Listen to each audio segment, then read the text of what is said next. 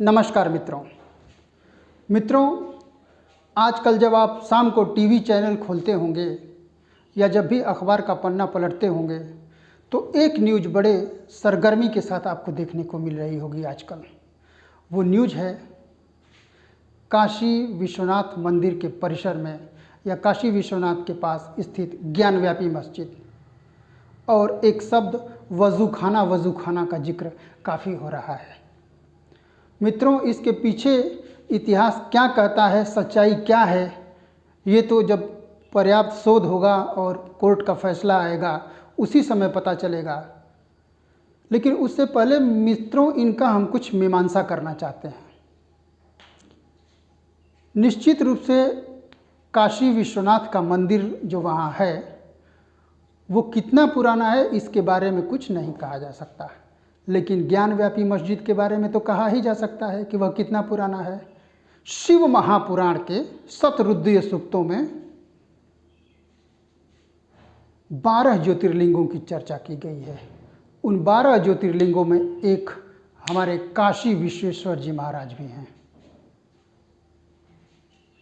मित्रों, 12 ज्योतिर्लिंगों की स्थापना अलग अलग कारणों से और परिस्थितियों के दौरान की गई थी। ऐसी मान्यता है कि स्वयं भगवान शंकर वहाँ उपस्थित हुए थे जिस समय इनकी स्थापना की गई थी।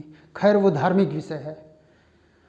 मित्रों, जब विश्वनाथ मंदिर के तोड़े जाने की चर्चा होती है तो वो बहुत पहले से उसकी चर्चा की जानी चाहिए।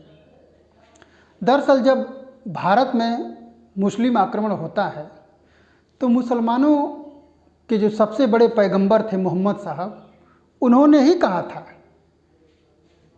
कि क्षेत्रों को जीतो और जहाँ जीतो वहाँ पे इस्लाम का प्रचार करो। यही काम मोहम्मद गोरी ने किया, उसके पहले गजनवी ने किया। अपने साथ बड़े बड़े इतिहासकार लेके आते थे, भारतीय परिस्थिति और अर्थव्यवस्था इत्यादि को समझने का प्रयास करते थे, उसको मॉडिफाई करने का प्रयास करते थे, जबरन धर्मांतरण करवाते थे। ये सब चीज़ें बहुत कई सौ सालों से लगातार चली आ रही थी और सल्तनत काल तक होते हुए यह प्रक्रिया जो है मुग़ल काल में प्रवेश की और उसके बाद मुग़ल बादशाह औरंगजेब तक आई। बाकी बादशाहों की तो छोड़िए, बाकी बादशाहों का तो यह प्रयास था कि भारत की परिस्थितियों के हिसाब से शासन इत्यादि का संचालन हम लोग कर सकें। लेकिन मित्रों, औरंगजेब ऐसा बादशाह था, उसका मकसद था कि जो शासन हो वह इस्लाम के कानून के हिसाब से हो। वो पूरी तरह से इस्लामी कानून भारत में लागू करना चाहता था। और कहीं न कहीं जदुनाथ सरकार जैसे इतिहासकार उसके धार्मिक कट्टरता को ही कारण मानते हैं कि मुग़ल साम्राज्य का पतन हो गया। वरना अगर अकबर को आप देखिए तो किस प्रकार से बैलेंस करके चला रहा था। हालांकि उसके पीछे के निहितार्थ इतिहासकारों ने कुछ और भी बताया है, लेकिन ठीक है, उसने कुछ धार्मिक सहिष्णुता का परिचय दिया, कुछ हिंदू त्योहारों देवी देवताओं को नुकसान कम पहुंचाया। लेकिन औरंगजेब तो एकदम कट्टर था। उसने मथुरा का मंदिर गिरवा दिया, उसने काशी विश्वनाथ का मंदिर तोड़ दिया और मंदिर तोड़ने की तो सिलसिला ही उसके समय में चल पड़ा था। विश्वनाथ मंदिर के बारे में मित्रों एक इतिहासकार या कह सकते हैं कि विदेशी यात्री थे, इनका नाम था पीटर मुंडी। पीटर मुंडी ये इटली के रहने वाले थे। पीटर मुंडी जब आए तो उस समय शाहजहां भारत का बादशाह था। उसके समय में एक भयंकर अकाल पड़ा था 1630-32 के आसपास। उसकी चर्चा पीटर मुंडी करते हैं। पीटर मुंडी अपना संस्मरण लिखते हैं, यात्रा वृतांत है उनका, जिसमें वो भारत की यात्राओं के बारे में और यूरोप की यात्राओं के बारे में विस्तार से लिखते हैं। और ये बताते हैं कि काशी में एक अनगढ़ा पत्थर है, ऐसा पत्थर जो गढ़ा नहीं गया है, अनगढ़ा सा पत्थर है, एक विशेष आकार का। अक्सर महिलाएं उसका पूजन अर्चन करती हैं, उस पर दूध चढ़ाती हैं, उस पर पुष्प अर्पित करती हैं और नदी से जल ला के उस पर चढ़ाया जाता है। वहाँ के पुजारी कुछ मंत्रों का उच्चारण करते हैं, लेकिन वो मंत्र साधारण लोगों को समझ में नहीं आते हैं। खैर पीटर मुंडी को तो खुद ही नहीं समझ में आया होगा, क्योंकि वो यूरोपी था। अंग्रेजी जानने वाले संस्कृत के महान श्लोकों को कहाँ से समझ पाएंगे। इसके अलावा मित्रों, पीटर मुंडी ये वर्णन अपने उस किताब में किया है। कहने का आशय है कि उसी समय ये आभास हो गया था कि यहाँ जो है पीटर मुंडी के विवरण से निश्चित रूप से कोई न कोई मंदिर था। और ये बात मुंडी उस समय की है जब ज्ञानव्यापी मस्जिद नहीं बनी थी, यानी ज्ञानव्यापी मस्जिद बनने से 32 वर्ष पूर्व की ये बात है, 32 वर्ष पहले की बात है। उस समय ज्ञानव्यापी मस्जिद नहीं बनी थी। और सोचिए विश्वनाथ मंदिर कितना पुराना है, कहाँ कहाँ उसका वर्णन मिलता है। दक्षिण भारत के लोग 12 ज्योतिर्लिंगों में अगर विश्वनाथ मंदिर का दक्षिण से उत्तर आके अगर विश्वनाथ मंदिर का दर्शन न करें तो उनका जन्म ही सफल नहीं माना जाता है। ये तो मित्रों एक विदेशी इतिहासकार या यात्री की बात रही, और इनका जिक्र हमने इसलिए किया क्योंकि विदेशी इतिहासकार जो वर्णन करते हैं वो समय और परिस्थिति या किसी के प्रभाव के बायस होकर नहीं करते हैं, वो निष्पक्ष विवरण में विश्वास करते हैं। उनको कौन सा औरंगजेब उनको क्या दे रहा था, लेकिन उन्होंने पीटर मुंडी ने इसका वर्णन किया और बताया कि वहाँ पे विश्वेश्वर एक अनगढ़े पत्थर के रूप में महिलाएं उनकी पूजा करती हैं। इसके अलावा इलाहाबाद यूनिवर्सिटी के एक व्याख्याता हैं जो सौभाग्य से वो हमारे गुरु भी हैं, हेरम्ब चतुर्वेदी जी। हेरम्ब चतुर्वेदी जी के निर्देशन पे सचिंद्र पांडे ने, ये सचिंद्र पांडे जो हैं इस समय देवरिया में एक कॉलेज में व्याख्याता के पद पर हैं। सचिंद्र पांडे ने विश्वनाथ मंदिर तोड़े जाने का शोध किया था, उस पे पीएचडी है इनकी।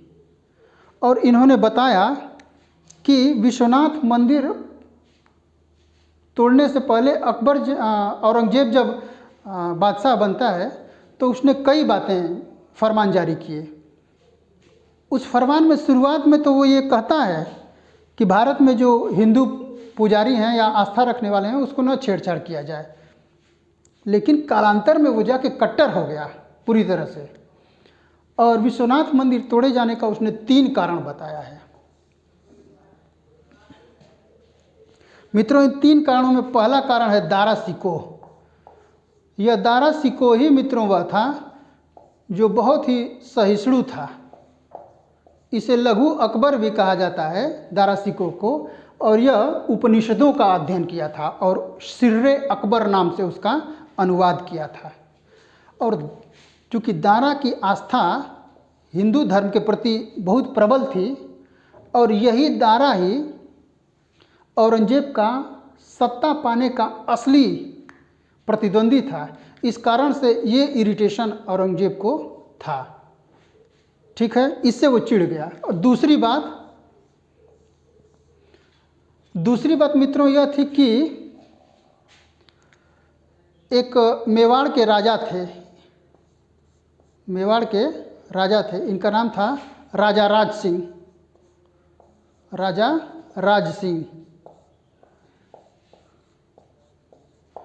अपने समय में इन्होंने भी औरंगजेब को खूब परेशान किया था और इस कारण से औरंगजेब जो है चिढ़ा हुआ था और इनका वाराणसी से विशेष संबंध था।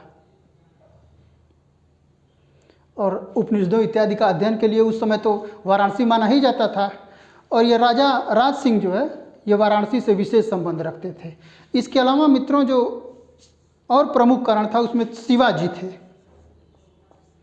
आपको पता होगा मित्रों कि शिवाजी का बहुत लंबे समय तक बनारस से संबंध रहा है, और यहीं के एक विद्वान थे गंगा भट्ट, इन्होंने ही शिवाजी का राज्याभिषेक किया था। ये सब कारण मिल के औरंगजेब को अत्यंत क्रुद्ध कर देती हैं और वो काशी विश्वनाथ मंदिर का क्या करता है, तोड़वा देता है। ठीक है मित्रों, ये मंदिर तोड़े जाने की बात हुई।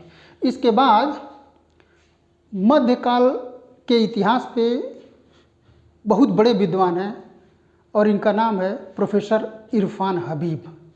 मित्रों, प्रोफेसर इरफान हबीब ने कहा कि निश्चित रूप से वहाँ मंदिर था और मंदिर टूटा था, लेकिन उनका ये कहना है और बड़ा ही हास्यास्पद लगता है कि जो गलती मुसलमानों ने की वही गलती अब जो है हिंदू करेंगे। तो प्रोफेसर साहब से हम कहना चाहेंगे कि अगर वहाँ विश्वनाथ मंदिर है और वो प्राचीन समय से हिंदुओं की आस्था का केंद्र बिंदु रहा है तो वो उस पर शोध होना चाहिए और वो उजागर किया जाना चाहिए। हिंदुस्तान में अगर विश्वनाथ या विश्वेश्वर का खोज नहीं करेंगे तो मक्का और मदीना में करेंगे। प्रोफेसर साहब, मुझे लगता है आप यहाँ पे बायस हो रहे हैं। ठीक है मित्रों, तो कहने का आशय ये है कि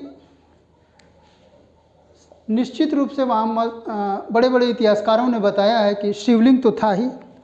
अब वो वजू खाने में शिवलिंग है या फव्वारा, ये तो कोर्ट का जब फैसला आएगा उसके बाद होगा। लेकिन ऐसा आभास होता है कि निश्चित रूप से वहाँ पे आस्था को हिट किया गया है हिंदुओं की।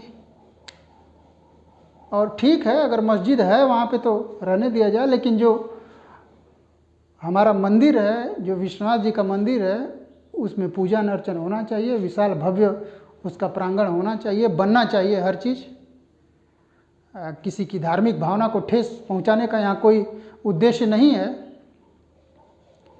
लेकिन जो सच्चाई है वो तो सामने आनी ही चाहिए लोगों के। इस प्रकार से ठीक है मित्रों, ये एक छोटी सी मीमांसा रही।